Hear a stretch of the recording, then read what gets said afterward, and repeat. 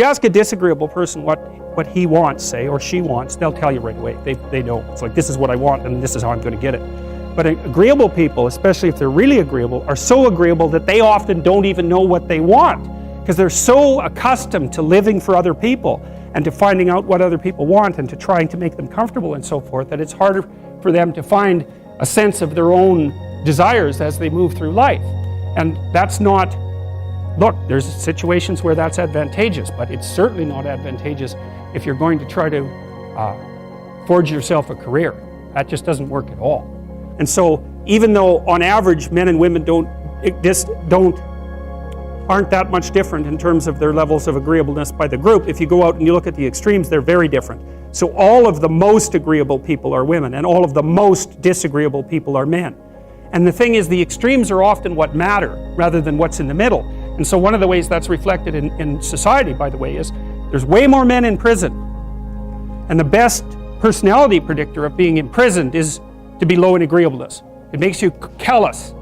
Now you might think, well, what's the opposite of compassion and politeness? And the answer to that is, I think it's best sort of conceptualized as a trading game. So let's say that we're going to play repeated trading games.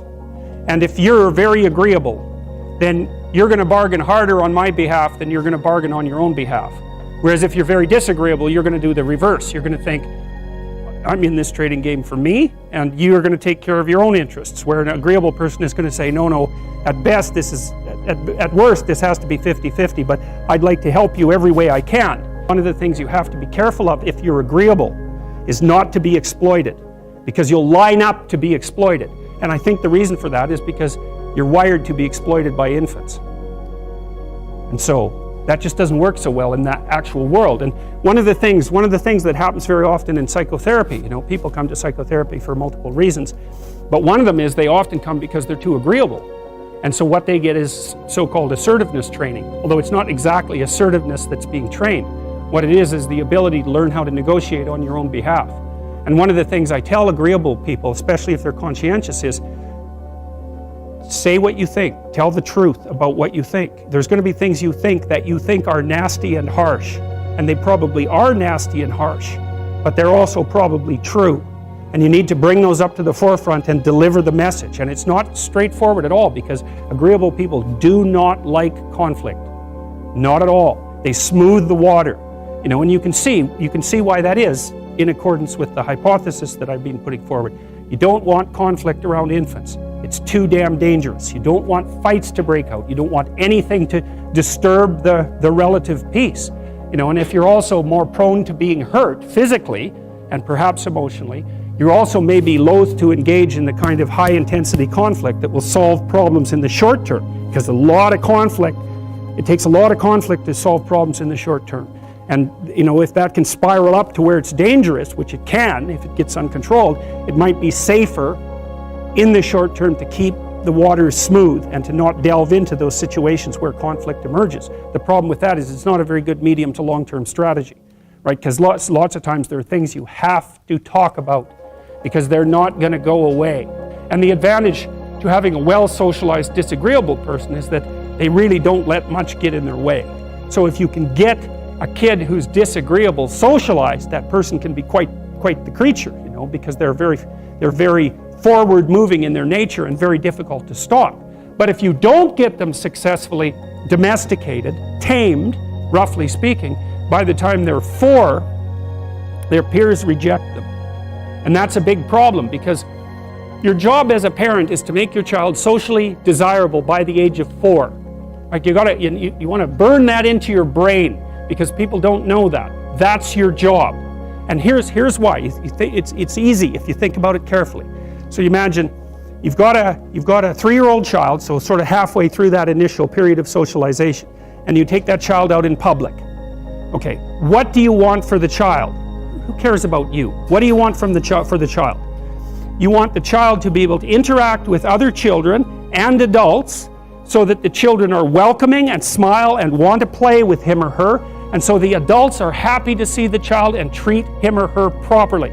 And if your child's a horrible little monster because you're afraid of disciplining them or you don't know how to do that properly, then what they're going to do is they're going to experience nothing but rejection from other children and false smiles from other parents and adults. And so then you're throwing the child out there into a world where every single face that they see is either hostile or lying. And that's not something that's going to be particularly conducive to the mental health or the well-being of your child.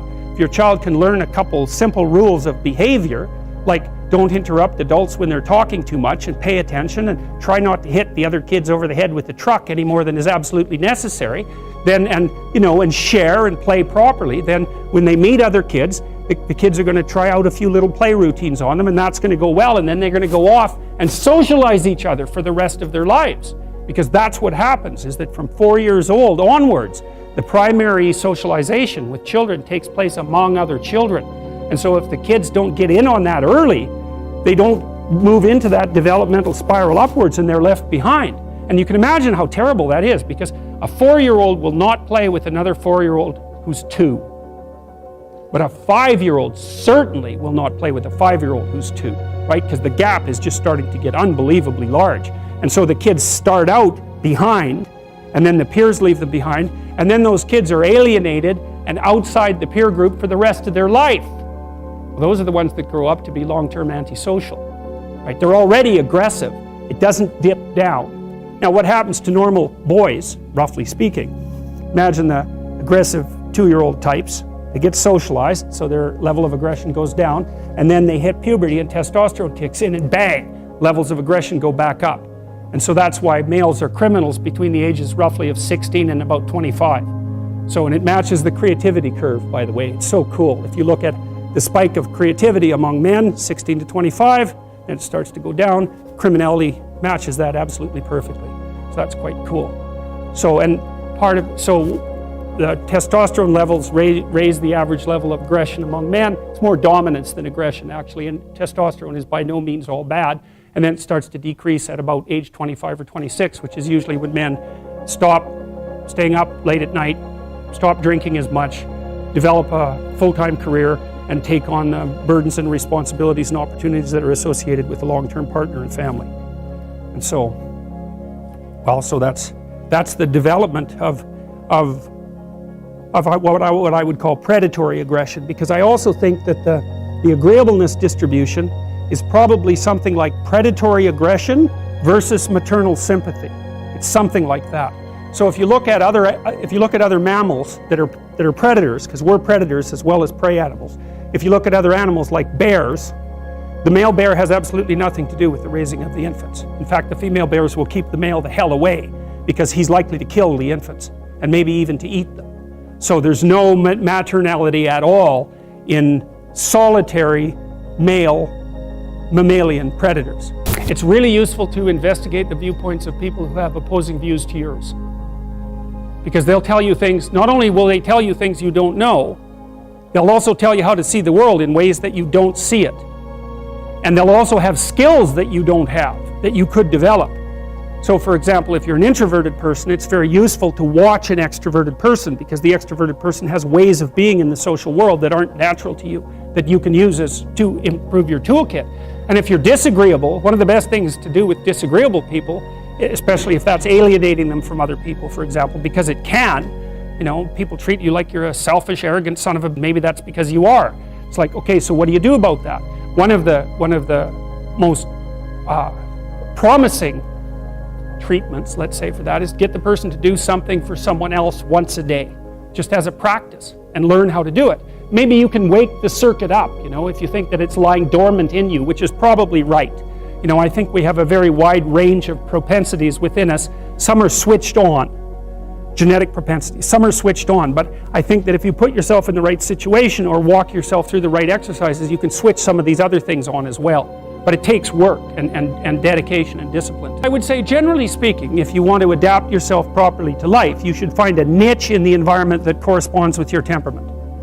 Right? You shouldn't work at cross purposes to your temperament because it's just too damn difficult. But having done that, then you should work on developing the skills and viewpoints that exist in the space opposite to your personality, because that's where you're fundamentally underdeveloped. And that way I think you can extend out your temperamental capability across a wider range. And to me, that's roughly equivalent as bringing a richer toolkit to each situation. You know, so if you're hyper extroverted, you should probably learn to shut up at parties now and then and listen just to see what's going on, to see if you can manage it, you know. And if you're introverted, well, then you should learn how to speak in public and to learn how to go to parties without hiding in the corner and saying nothing to anyone.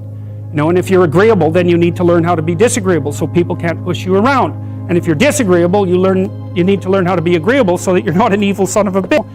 So, and the same thing applies even in the conscientious domain. It's like if you're too conscientious, you need to learn to relax and let go a little bit. And if you're unconscientious, it's time, like, get out the Google Calendar, man, and start scheduling your day, right? And beat yourself on the back of the head with a stick until you're disciplined enough so that you can actually stick to something for some length of time and not living in absolute squalor, which is something that would characterize someone who's very disorderly, for example, because they don't notice. It doesn't bother them, disorder. It's like, maybe they can see it, but it doesn't have any emotional valence, and so it doesn't have any motivational significance. You know, so the other thing you might want to think about too, if you're choosing a partner, is try not to choose someone who's too distant from you on the temperamental variables, because you're going to have a hard time bridging the gap.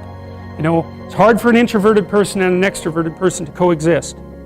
And it's really hard for an orderly person and a disorderly person to coexist, because they will drive each other nuts. Why don't you pick up? Why are you so obsessed by it? That's the basic argument, you know. So it's useful to know about your temperament so that you can negotiate the space with your partner as well. And I don't think you should try to find someone who's exactly the same as you, because then you don't have the benefits of the alternative viewpoint. But you got to watch it, because you may hit irreconcilable differences of various sorts. And I've seen that most particularly among couples who are high and low in openness. That's a rough one. And also high and low in conscientiousness. That's another rough one, because they just cannot see how the other person sees the world at all.